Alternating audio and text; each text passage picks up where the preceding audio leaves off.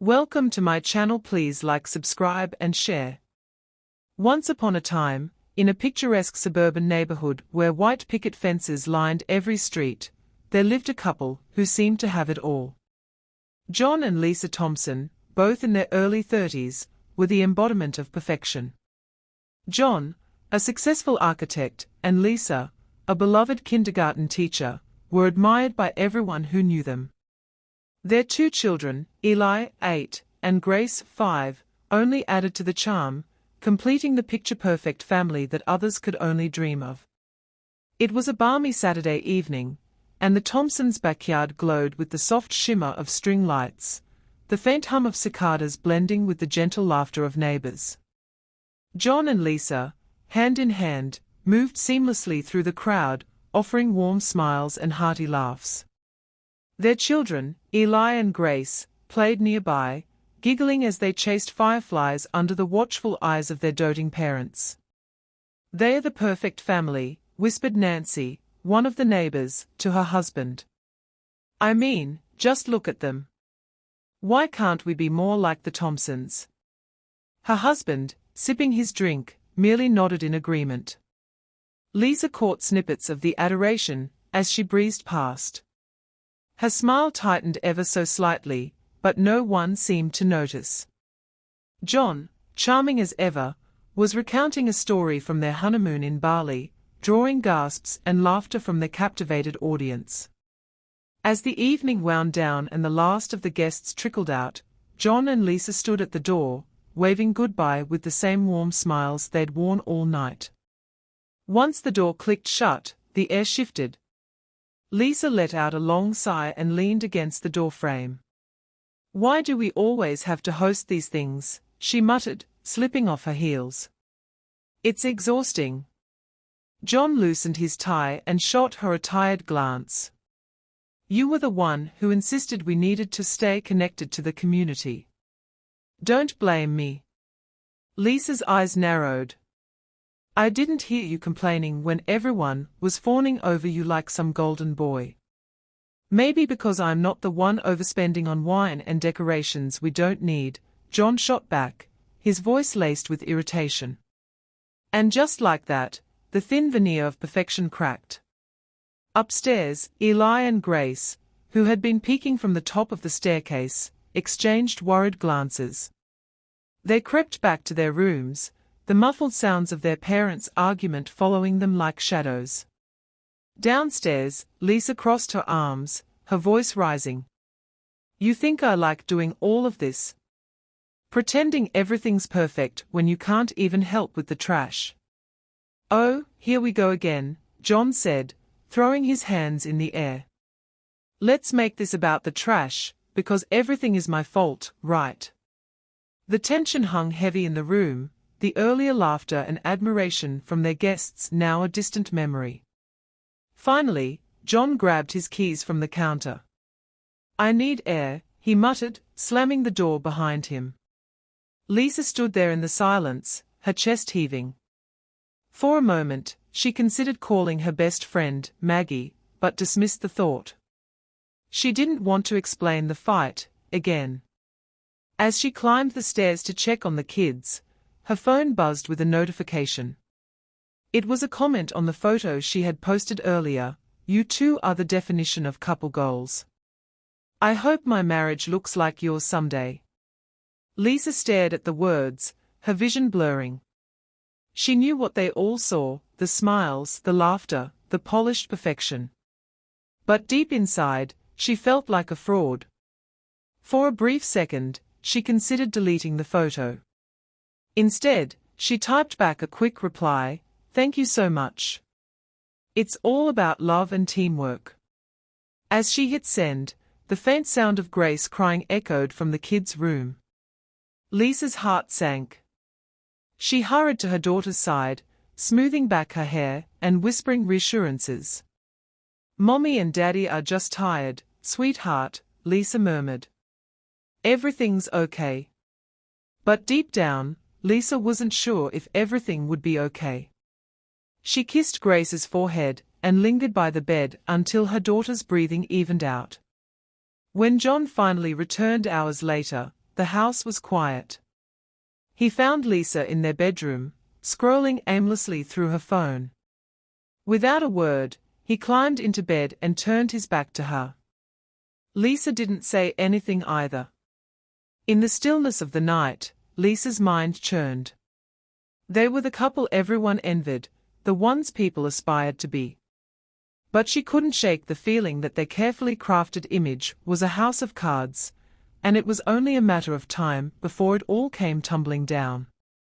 Sunday morning arrived with the golden rays of sunlight streaming through the curtains, but the warmth did little to thaw the icy atmosphere in the Thompson household. John sat at the dining table, sipping his coffee in silence, while Lisa moved around the kitchen, her movements curt and precise.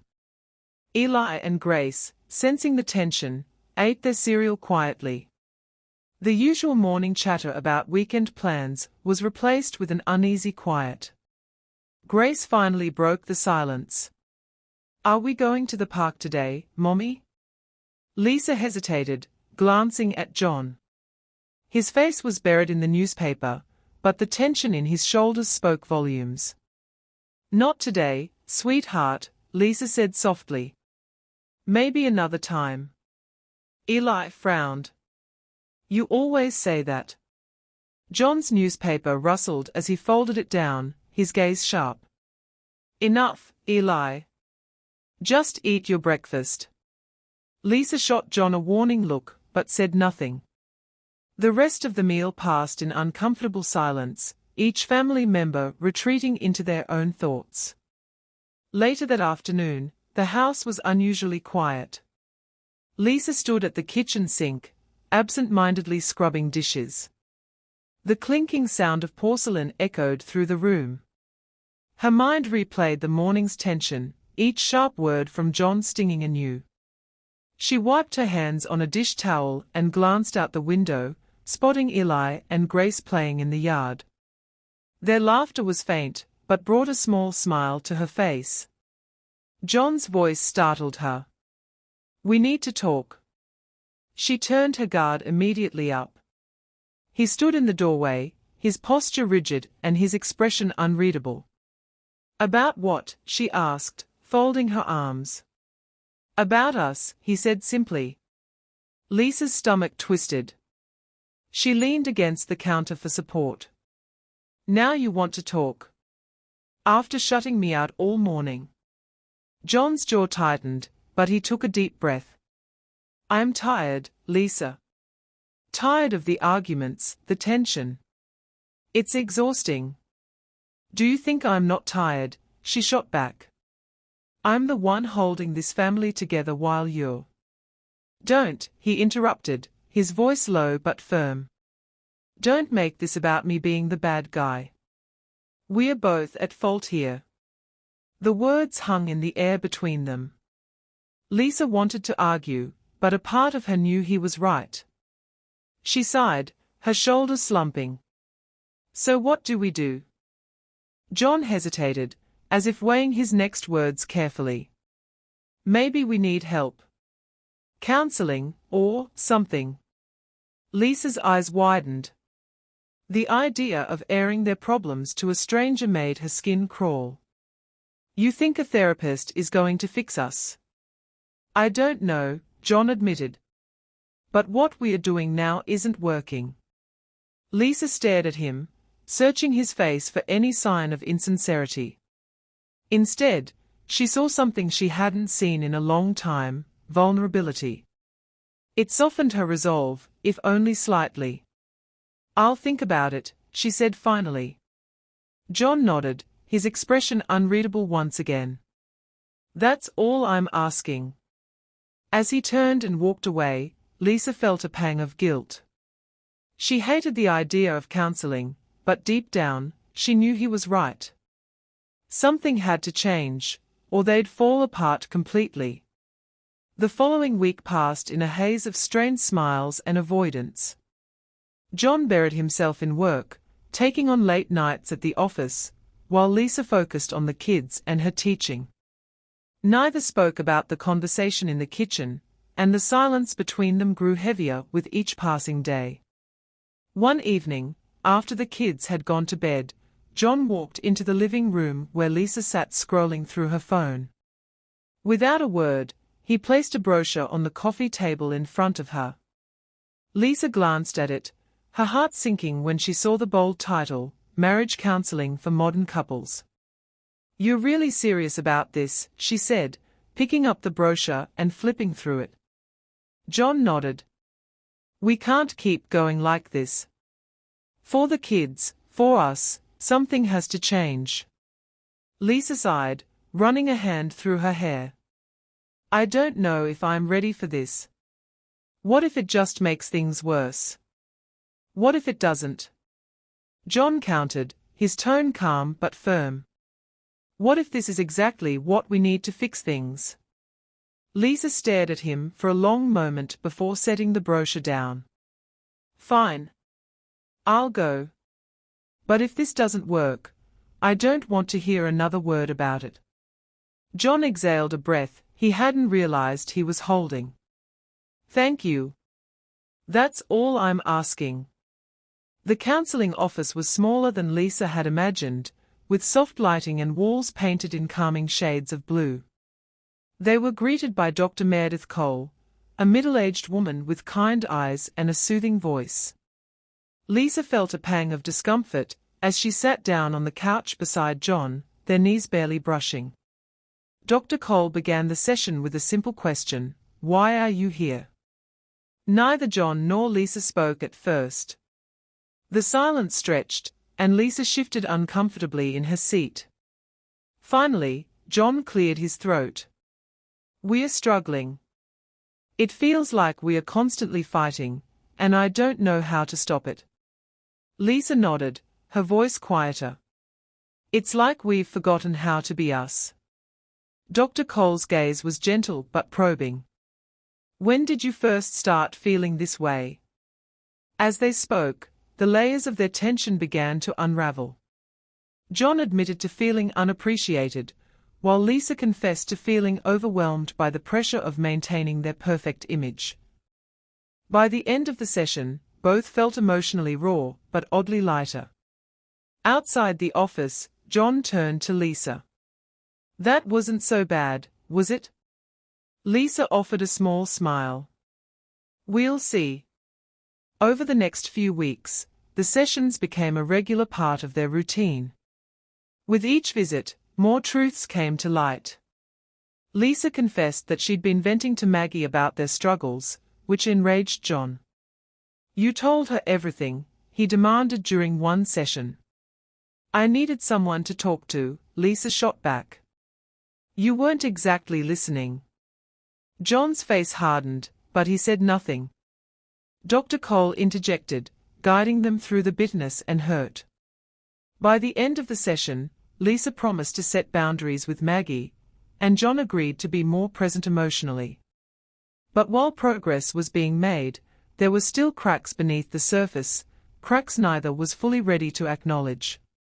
One evening, after a particularly intense session, Lisa returned home to find John sitting in the dark, a glass of whiskey in his hand. "What are you doing?" she asked, flipping on the light. John stared at her, his eyes red. "Do you ever wonder if we're just too broken to fix?" The question hit Lisa like a punch to the gut. She set her bag down and approached him cautiously. "What are you talking about?" John shook his head, his voice cracking. "I don't even know who we are anymore, Lisa. I'm trying, but what if it's not enough?" Lisa sank onto the couch beside him, her throat tight. "We can't think like that. We owe it to ourselves, to the kids, to try." For the first time in years, John reached for her hand. And for the first time, Lisa didn't pull away. As John and Lisa focused on their marriage, they failed to notice the toll their struggles were taking on Eli. One afternoon, his teacher called Lisa to report that he'd been acting out in class. "He's been getting into fights with other kids," the teacher said. "Is everything okay at home?" Lisa's heart sank. That evening, she and John sat Eli down for a talk. At first, he refused to speak, his arms crossed defensively. But after some gentle coaxing, he burst into tears. I hate it when you and Dad fight. I hate it. Lisa hugged him tightly, her own tears spilling over. We are so sorry, Eli. We are trying to fix things, I promise. John knelt beside them, his voice thick with emotion. We love you and Grace more than anything. We are going to make things better, okay? Eli sniffled and nodded, but the guilt in Lisa's heart remained. That night, Lisa sat alone on the porch, staring at the stars. She thought about the life they'd built, the love they once had, and the family they were fighting to save. John joined her, handing her a cup of tea. Can't sleep, he asked. She shook her head. Just thinking. About what? Lisa hesitated. About us. About how far we've come, and how far we still have to go. John nodded, his expression thoughtful. We'll get there. One step at a time. For the first time in a long time, Lisa allowed herself to believe him. Just as things seemed to be improving, Lisa's phone buzzed with a text message late one night. She frowned, picking it up. The message was from an unknown number. You think you know the truth, but you don't. Ask John about the nights he's working late. Lisa's heart pounded as she reread the message. Her mind raced, memories of John's late nights and distant behavior flooding back. She turned to look at him, asleep beside her, his face peaceful and unaware. Was everything they were working toward built on another lie? To be continued. Thanks for watching. Don't forget to subscribe.